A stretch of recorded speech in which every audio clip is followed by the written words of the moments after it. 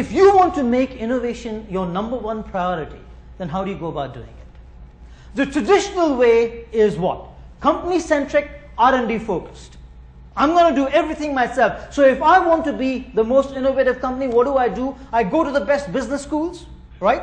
I hire the brightest and the smartest people. I have a large pool of investable resources for getting talent, and I do it myself. That's the old-fashioned way. The new way is more ecosystem-centric, which says there is not a single company that is rich enough, that is smart enough to do it on their own. I'm going to first talk about the need to rethink marketing, and I'll tell you why in just a minute. We will then talk about the need to rethink innovation. Okay? Then I will share with you the implications that those have for business strategy and business thinking. I will also share with you the implications that that has for society. And then I will leave you with a couple of provocations for a new mindset.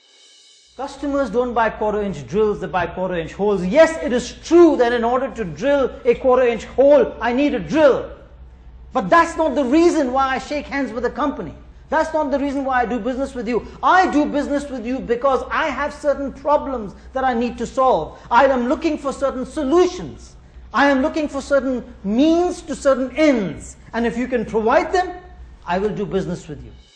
Half a century later, we're still struggling with how can we become more customer-centric. The only job of a business, he said, was to get hold of a customer and keep the customer. Is customer acquisition a big word today in businesses? Yeah. Or big phrase? Yes. Is customer loyalty a big phrase? Yes. Yeah. It's not new.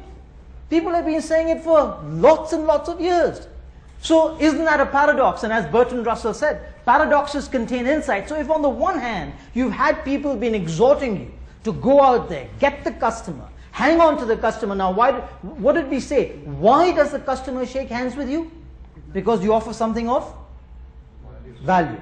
Okay? And the only way you can hang on to your customer is by continuing to provide value.